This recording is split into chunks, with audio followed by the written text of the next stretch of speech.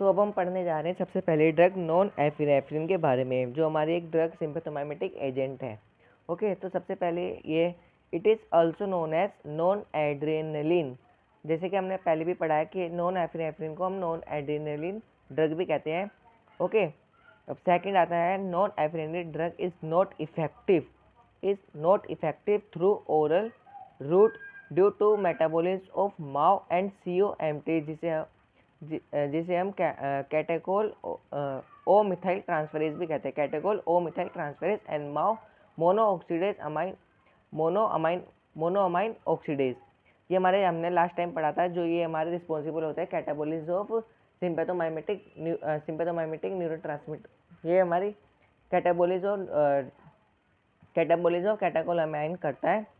Okay, तो non adrenal drug is not effective through oral root. अगर हम non epinephrine drug जो होती है, अगर हम उसको ओरली इंट्रोड्यूस कर देते हैं किसी ह्यूमन बॉडी में या किसी एनिमल बॉडी में, तो ये क्या करता है, ये हमारी इफेक्टिव नहीं होती, क्योंकि है ना, ये क्या करता है, ये माओ और COMT जो भी हमारी ओरली इंट्रोड्यूस करते हैं ना इसको, तो माओ जो हमारा NH2 होता है वो इसको CHO यानी एल्डिहाइड में कन्वर्ट कर देता है, जो OH को OCH3 में कर देगा, जो हमारी डिफरेंट एक्टिविटी को शो करेगा। देखो सबसे पहले क्या करता है, अगर हमने इसको ओरली दिया, ओरली इंट्रोड्यूस करा, तो ये हमारी NH2 को, जो हमारी अमाइन ग्रुप है, ये इसको एल्डिहाइड में कन्वर्ट कर देगा और ये OH को OCH3 में कन्वर्ट कर देगा। ये इसके लिए माओ रिस्पॉन्सिबल है। इसके लिए COMT कैटाकोल ओ मिथाइल ट्रांसफरेज ये इसको OCH3 में कन्वर्ट कर देगा, जो हमारी डिफरेंट एक्टिविटी को शो करेगा। इसलिए हम इसको इंट्रोड्यूस करते हैं इंट्रावीनस इन्फ्यूजन के थ्रू, हम इसको इंट्रोड्यूस करते हैं बॉडी के अंदर। नॉन एफिनेफ्रिन का ये हमारा एक स्ट्रक्चर है, जिसमें एक बेंजीन रिंग होती है, अल्काइल ग्रुप होते हैं, और ये अल्फा बीटा पोजीशन पे OH होता है, अमाइन ग्रुप प्रेजेंट होता है, और थर्ड एंड फोर्थ पोजीशन पे हमारा OH ग्रुप अटैच्ड होता है। हमने लास्ट टाइम भी इसको डिस्कस करा था। अब इसका मैकेनिज्म ऑफ एक्शन पे चलते हैं हम। Mechanism of action, it is directly acting non selective sympathomimetic agent है। नॉन सेलेक्टिव सिम्पैथोमाइमेटिक एजेंट का मतलब होता है ये हमारी एक ऐसी ड्रग है जो हमारी अल्फा पे भी बाइंड कर सकती है और बीटा पे भी बाइंड कर सकती है। हम इसको सेलेक्टिवली किसी एक पे नहीं कह सकते कि ये हमारी एक पे बाइंड करेगी। अब वो ड्रग जो हमारी बाइंड करती है दोनों रिसेप्टर्स पर बाइंड करेगी। अगर कोई ड्रग हमारी जो अल्फा पे भी बाइंड करेगी और बीटा पे भी बाइंड करेगी, उस ड्रग को हम कहते हैं हमारी नॉन सेलेक्टिव ड्रग। तो हमारी जो नॉन एड्रेनलिन या नॉन एफिनेफ्रिन जो ड्रग है, डायरेक्टली एक्टिंग, ये क्या करती है, डायरेक्ट एक्ट तो करती है अल्फा और बीटा रिसेप्टर पर नॉन सेलेक्टिव है, क्योंकि इसकी एक पोजीशन फिक्स नहीं है कि अल्फा पे बैठेगी या बीटा पे बैठेगी। ओके, तो ये सबसे इंपॉर्टेंट इसकी एक्टिविटी है। It is directly acting non selective sympathomimetic agent. Okay, it's predominantly stimulate alpha and alpha 2 receptor that cause peripheral vasoconstriction and increase blood pressure। देखो, ये हमारी अल्फा पे भी बैठेगी पर बीटा पे भी बैठेगी, पर अल्फा पे बैठने के इसके चांसेस 80% है और इसके बीटा पे बैठने के 20% है। तो ये होता है कि ये अल्फा पे ही बैठेगी और बीटा अल्फा 1 पे भी बैठेगी और अल्फा 2 पे भी बैठेगी। कि ये हमारी नॉन सेलेक्टिव सिम्पैथोमाइमेटिक एजेंट है। नॉन सेलेक्टिव सिम्पैथोमाइमेटिक एजेंट का मतलब होता है कि वो ड्रग जो हमारी अल्फा पे भी बैठेगी और बीटा पे भी बैठेगी, उसे हम नॉन सेलेक्टिव ड्रग कहते हैं। पर क्या है, ये हमारी एक स्पेशल टाइप ऑफ ड्रग है जो प्रीडोमिनेटली स्टिमुलेट करती है अल्फा 1 अल्फा 2 रिसेप्टर को, यानी कि इसकी पॉसिबिलिटी 80% पॉसिबिलिटी है ये अल्फा रिसेप्टर्स पे ही बाइंड करेगी, यानी अल्फा 1 पे बाइंड करेगी या तो अल्फा 2 पे बाइंड करेगी, पर करेगी अल्फा पर ही बाइंड करेगी। तो ऐसी ड्रग को ये हमारी प्रीडोमिनेटली अल्फा 1 और अल्फा 2 पे रिसेप्टर्स पे बाइंड करती है, और ये रिस्पॉन्सिबल होती है पेरिफेरल वेजोकॉन्ट्रिक्शन के लिए, जो हमारी ब्लड वेसल्स होती है उसको ब्लड वेसल्स होती है ये उसको उसकी डायमीटर को कम करने के लिए रिस्पॉन्सिबल होती है और इंक्रीज करती है ब्लड प्रेशर को। जैसे देखो ये हमारा डायरेक्टली प्रोपोर्शनल है।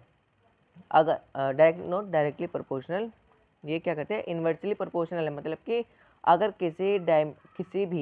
किसी भी ब्लड वेसल्स की डायमीटर को आप कम करोगे तो उसका, अगर आपने ब्लड वेसल्स की डायमीटर को आपने कम करा तो क्या होगा, उसका जो ब्लड प्रेशर है वो इंक्रीज हो जाएगा। तो अल्फा 1 पर जो भी ये हमारी नॉन एपिनेफ्रिन अल्फा 1 पर बैठेगी, अल्फा 2 पर बैठेगी, जो हमारी पेरिफेरल वैसोकॉन्स्ट्रिक्शन के लिए रिस्पॉन्सिबल होती है, ब्लड वेसल्स को डिक्रीज कर देगी, डायमीटर को डिक्रीज कर देगी और ब्लड प्रेशर इंक्रीज कर देगी। ओके, ब्लड प्रेशर इंक्रीज कर देगी। It also stimulate beta 1 adrenergic receptor that affect the increase in heart rate and cardiac output. देखो मैंने आपको बताया था ये 80% इसके चांसेस है अल्फा पर बैठना, अल्फा पर ही बैठना, पर अगर ये 20% चांस तो है इसके बीटा पर बैठना। अगर ये बीटा पर बैठी तो क्या करेगी, सबसे पहले हमारा हार्ट रेट को इंक्रीज़ करेगी और कार्डियक आउटपुट को इंक्रीज़ कर देगी। ओके, अब हम इसके यूजेस पढ़ते हैं, uses of non epinephrine. I hope आपको सब समझ आ गया होगा इसके मैकेनिज्म ऑफ एक्शन को। ओके, तो हम यहाँ आप चलते हैं uses of non epinephrine. Non epinephrine is use to maintain blood pressure in acute hypotensive state resulting from surgical और non surgical trauma and haemorrhage by constriction of blood vessels. देखो ये क्या करता है, इसका डायरेक्टली मैंने आपको एक चीज़ बताई कि डायमीटर को कम करता है, ब्लड प्रेशर को इंक्रीज करता है। अगर कोई पेशेंट है, ये पेशेंट है, इसको ये सफ़र कर रहा है, ये हाइपोटेंसिव